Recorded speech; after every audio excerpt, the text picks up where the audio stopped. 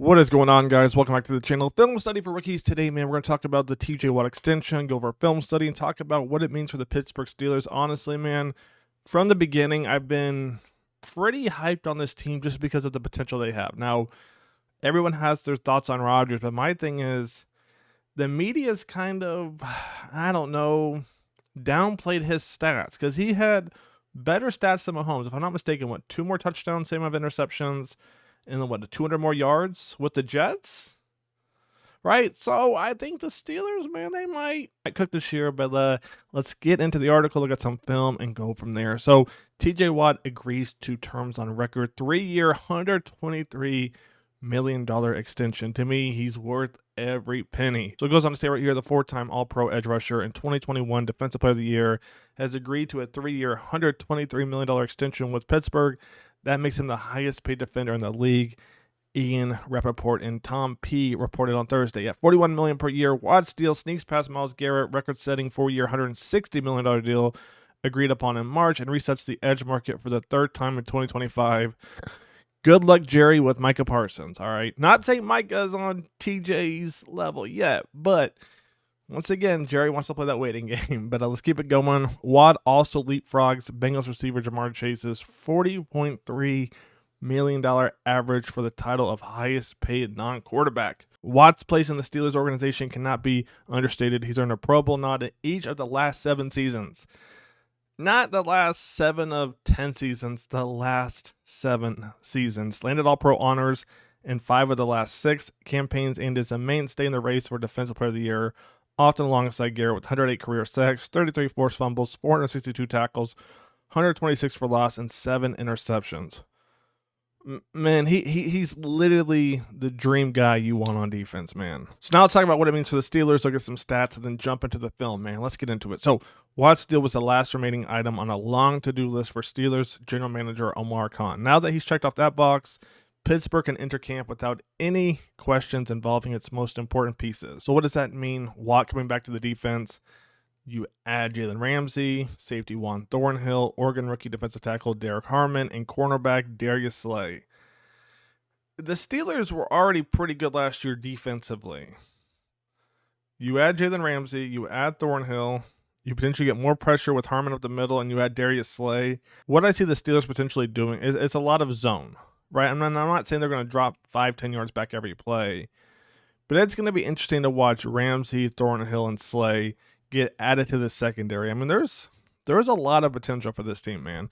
Let's look at some stats real quick before we jump into the film. So here are Watt's stats right here. So as you can see, from 2024, let's just go to 2020, he was doing 15. Before that, 14. I mean, it's just crazy. 11.5 this past year, right? Then 19 before that. 5.5, all right? Obviously didn't play a full season. 22.5 before that. I mean, it's just nuts. And you look at the forced fumbles right here. 6 forced fumbles on top of the, 11.5 sacks he had last year. I mean, this is just insane right here. And the film, man, it speaks for itself. He's not a one-hit wonder. I mean, obviously the stats say that right here, but let's jump into the film real quick. The thing that shocks me the most about TJ and really his brother JJ too is how fast they are off the line, right? Little speed. He's going to bend that shoulder, rip underneath. I mean, he's just coming right in, right? Quick off wasn't the fastest on this play, but look at this right here, right? You see the ball snapped right here. Look at this. Bang. Dip that shoulder, rip underneath. And he's at your quarterback. And you got to look at the numbers right here, right? It's 3rd and 3, right? Look right here. 3rd and 3, 13 seconds left. Falcons still down by 1 possession. And here comes TJ Watt doing the thing, man. Let's check out play number 2 right here. The other thing to mention about TJ Watt is he understands leverage, right? Let's run that back real quick. So he's going to get the sack right there. But watch what he does to linemen, right? To me, it's that Euro step. That's the in, then out, rip underneath. The way he rips, bends that shoulder, I mean, you can see, man, the tackle has no chance, right? And the other thing to think about is, look, it's all about that leverage, right? So we're going to pause it right here. When he takes this outside step, he's got all the momentum going right here. Look where the tackle is. There's literally nothing the tackle can do because when TJ rips underneath right here, as you're going to see, right, all that momentum coming up, the tackle's cooked, right? The tackle is cooked. On this play right here, I want you to watch how fast he gets off the line. All right, watch TJ right here. As the ball's going back, as you're going to see, there goes TJ off the line.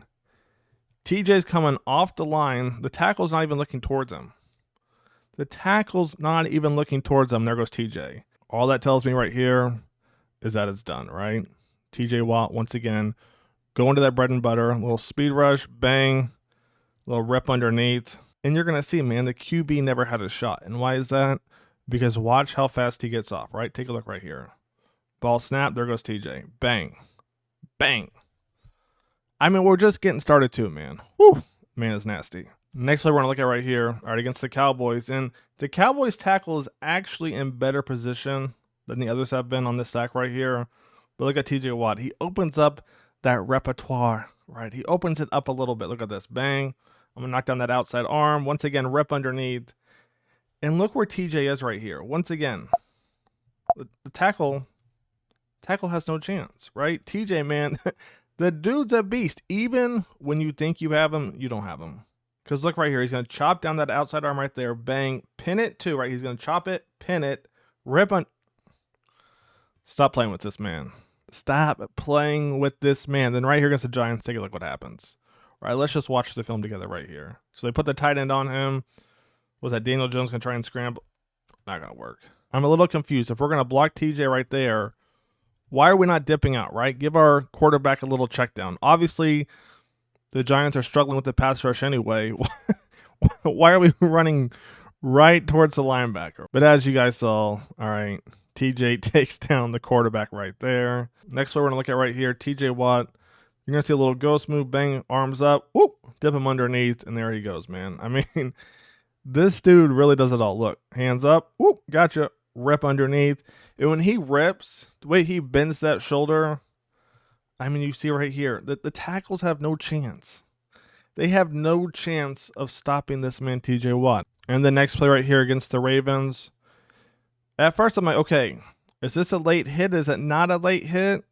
But we're going to pause it about right here. Because I'm like, ooh, this seemed kind of late, TJ. But the reason this is a sack, all right, is take a look right here. TJ is still drawing pressure on Lamar. If TJ is not there, Lamar might potentially try and run it up, right? But because TJ hits him, watch the foot drag that sideline just barely while the ball is still in his hands.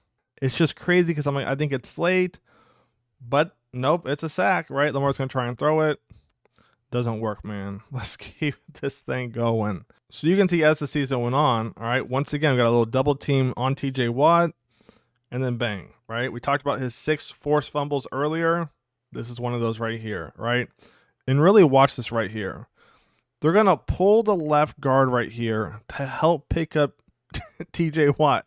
All right, tight end's going to pick him up. All right, left guard's going to help out right there. Don't get me wrong, the protection works, right? The protection works. Bro's going to try and scramble, and there goes TJ Watt from behind. It's just crazy right here. The tight end right here is going to pick him up initially. Here comes the fullback, right? I think the running back.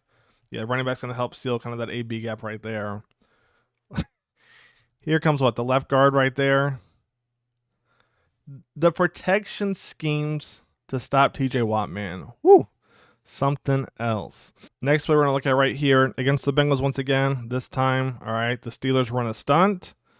Initially, TJ doesn't get in. All right, take a look right here. So it looks like right here, all right, and I'm guessing the center was kind of queuing over here because the linebacker potentially coming in, right? A little bluff, little end over tackle stunt right here. So take a look what happens. Ball snapped, right? So because they thought they might send in the linebacker right there, the center's ready for it. So as you're going to see, here comes TJ. Nope, that's picked up.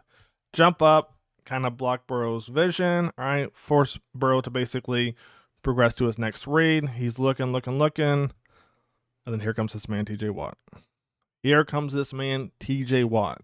And then our last play right here is going to be against the Eagles. Once again, you see teams using tight ends to stop this man, right? And the way these games are set up, or the sacks are set up, is as the season progressed, right, these are the sacks that he got. So you saw in the second half of the season what he was having to deal with to get those 11.5 sacks and those 6 forced fumbles, right? Once again, tight end, nice little chip, right, a little bit. Forced TJ kind of slow down his rhythm, All right, I think Lane Johnson right there kind of blocks him out, right? That way he can't get into the quarterback pocket. But Hurts is going to take off. And there goes TJ Watt doing TJ Watt things, man. So I hope you guys have enjoyed the video. Let me know your thoughts, right? Where does TJ Watt rank when it comes to edge rushers of all time? Let me know in the comments. That's going to wrap it up. Film Study for Rookies is out. Take it easy. Peace. More content coming soon.